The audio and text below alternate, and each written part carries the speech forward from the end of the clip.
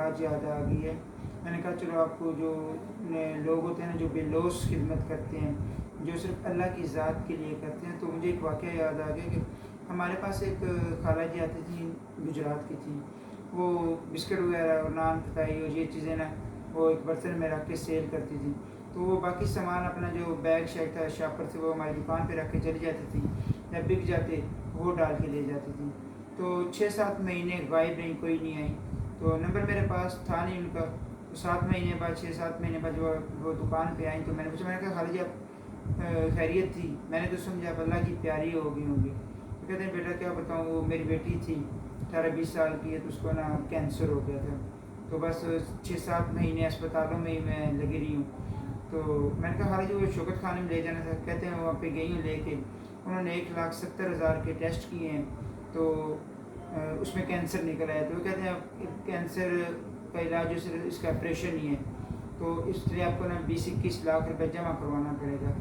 تو میں نے کہا میں تو 1 روپیہ بھی دینے کے لیے قابل نہیں, 21 لاکھ تو دور کی بات ہے. تو پھر وہ کہتے ہیں اس طرح کریں آپ فارم وغیرہ لے جائیں تو ہماری ریکوائرمنٹ پوری کریں, تو وہ اپنے جو ہوتے ہیں نا کونسلر وغیرہ ان سے دستخط وغیرہ کروا کے لے آئیں تو پھر آپ کا علاج فری ہو جائے گا. تو کہتے ہیں میں وہ ساری جو ان کے کاغذ سے پورے کر کے لے گئی ہوں. تو کہتے ہیں آپ اس طرح کریں 6 لاکھ روپے جمع کروا دیں.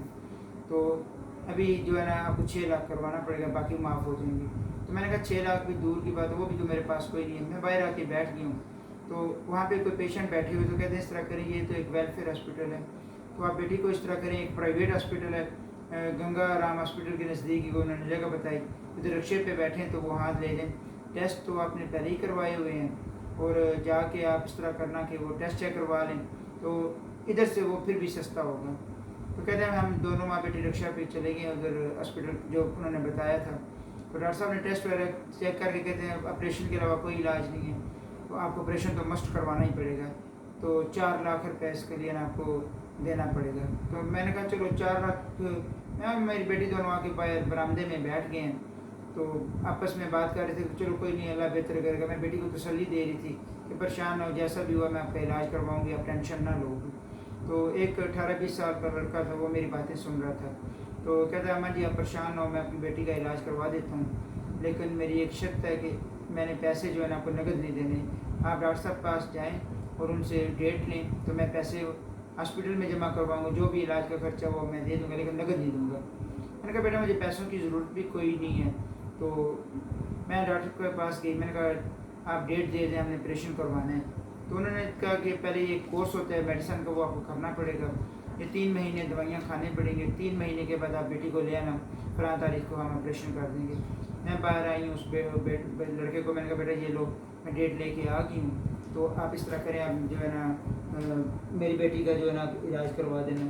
یہ کہتا ہے اماں جی دوائی کے رسیدوں میں دوائی بھی لے دیتا ہوں. اس نے 3 مہینے کی دوائی دی, میں نے اس سے نمبر مانگا, میں نے کہا بیٹا نمبر دے دو, میں آپ کو نا 3 مہینے بعد آپ کو میں یاد کروا دوں گی. کہتا ہے آپ اماں جی آپ جائیں, پریشان نہ ہوں, میں 3 مہینے بعد انشاءاللہ ادھر پہنچاؤں گا. تو کہتے ہیں میں نے 3 مہینے بیٹی کو دوائی کھلائی.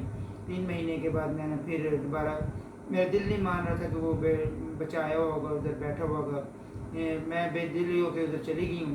تو میں اور میری بیٹی پہنچے تھے, ہم نے اس کو کوئی نہیں پہچانا. ہاسپٹل کے مین گیٹ پہ وہ لڑکا کھڑا تھا, کہتا ہے اماں جی آ گئے, میں نے کہا جی آ گئی. کہتا ہے آئیں میں آپ کا داخلہ بنواتا ہوں. اس نے اندر گیا, داخلہ بنوایا.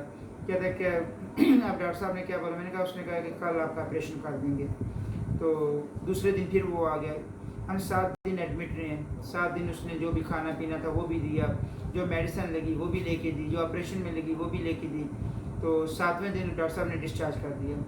تو کہتے ہیں کہ اس نے مجھے نا ایمبولینس بھی کر کے دی گجرات کے لیے, کہ اماں آپ بیٹی کو لے جاؤ. ہاں اس نے 6 مہینے کی, کہتے ہیں ڈاکٹر صاحب نے کیا بولا, میں نے کہا اس نے کہا کہ ابھی 6 مہینے کی اس کو نا دوائی کھلانی پڑے گی, اس کے بعد ایک دفعہ پھر چیک اپ کروا لینا. تو اس نے پھر 6 مہینے کی دوائی بھی لے کے دی, پھر ایمبولینس بھی کر کے دی. تو میں نے کہا بیٹا جب ہم چلنے لگے تو میں نے کہا بیٹا کوئی اپنا نمبر ہی دے دو تاکہ بندہ کسی سے رابطہ کر لیتا آپ سے. چلو, تو کہتا ہے اماں جی میرا نمبر یہی ہے کہ جب میری یاد آئے تو مجھے دوا دے دینا.